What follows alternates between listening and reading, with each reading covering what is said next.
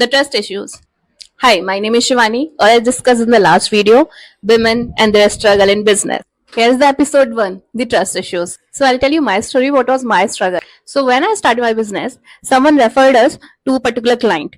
तो he was the mediator, तो उन्होंने मीटिंग अरेंज की, उन्होंने हमारे काम को शेयर किया क्लाइंट के साथ कि ये पर्टिकुलर कंपनी है, दे स्टार्टेड थिंग्स और आप इनका काम चेक कर लो. तो उन्होंने क्लाइंट ने हमारा काम चेक किया, रिव्यूज चेक किए, दे वर लाइक कि ठीक है सब अच्छा है. तो मीडिएटर थे, उन्होंने हमारी मीटिंग अरेंज की. उन्होंने मेरे को बोला कि आपको ना क्लाइंट से मीटिंग करनी है. तो me and my sales head was there और वहां पे जो क्लाइंट थे उनके फाउंडर्स थे, तो उनके साथ मीटिंग करनी थी. तो उसके बाद हम लोग मीटिंग के लिए गए, तो मैं और मेरे सेल्स हेड और दो फाउंडर्स थे. तो जो सब फाउंडर्स की एज थी वो अराउंड 45 प्लस होगी, नियर बाय 50, और जो मेरे सेल्स हेड की एज थी वो तो 40. तो जैसे हम लोग पहुंचे वहां पर, तो जो फाउंडर्स थे उन्होंने पहले सेल्स हेड को देखा, उनको ग्रीट किया, बिकॉज फाउंडर्स ये सोच रहे थे कि I am his assistant and he is the founder, the client. तो आई वाज लाइक ठीक है, कोई बात नहीं, it's okay. Then after that the formal introduction हुआ. तो फॉर्मल इंट्रोडक्शन में मेरे सेल्स हेड ने बोला कि she is the founder. And now the sudden the facial expression change. जो पहले उनको ट्रस्ट आ रहा था ना मेरे सेल्स हेड पे, अब वो ट्रस्ट गायब हो गया, बिकॉज दे वर थिंकिंग कि I am his assistant. Now game change, I am the founder. तो उनका ट्रस्ट, थोड़ा सा ट्रस्ट इश्यूज आने लगा. एंड उसके बाद दे वर लाइक कि ओके नाउ वो जो पहले इतना बहुत अच्छे से मीटिंग हो रही थी, मीटिंग चेंज हो गई. अब क्वेश्चन राइज होने लगे. क्वेश्चन लाइक ओके आप कर लोगे, कब से काम कर रहे हो इतना, और कैसे काम करोगे, मैंने और कितनी टीम है आपके पास कोई सीनियर है available apart from my sales head, और कितने लोग हैं, how you manage each and everything. तो अब मुझे काफी सारा अपना काम बताना पड़ा. मैंने उनको बहुत सारी चीजें बताई, काफी चीजें एक्सप्लेन की कि मैं कैसे काम करती हूँ, क्या काम करूंगी. आई वॉज द वन जिसके आपने रिव्यूज देखे थे, एवरीथिंग मैंने उन्हें बताया.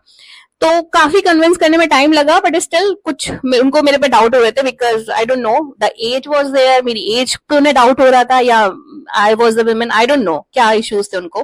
तो उनके बाद उनका ट्रस्ट थोड़ा सा आया, बट उनको थोड़ा सा मेरे पे डाउट होने लगा कि मैं काम कर पाऊंगी या नहीं कर पाऊंगी.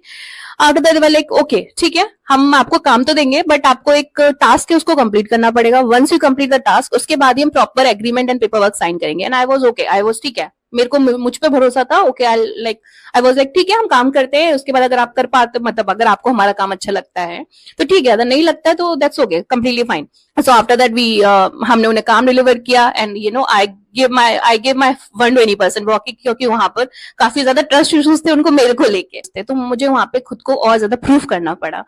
देन उसके बाद उनको काम समझ में आया और उन्होंने हमारे साथ एग्रीमेंट भी साइन किया, and they are still working with us.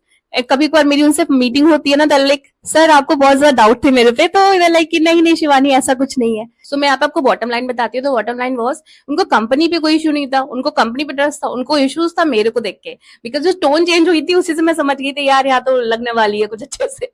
And उसके बाद बट ठीक है, एवरीथिंग वाज राइट कि हमें प्रूफ करना पड़ता है खुद को, और बेसिकली हमें ही खुद को प्रूव करना पड़ता है. ये कुछ भी हो सकता है, उनका मेरे पे एज इश्यू हो सकता है कि एज कम है, या फिर उनका फीमेल इश्यू हो सकता है, बीइंग अ फीमेल कैसे मैनेज करेगी, शादी होगी कल, क्या क्या चीजें करेगी, किस तरीके से मैनेज करेगी. तो कुछ भी हो सकता है, बिकॉज वो हमें अपना बिजनेस दे रहे थे, अपना काम दे रहे थे. So this was my struggle. I hope everyone face their own struggle. So just write in the comment if you face the same struggle.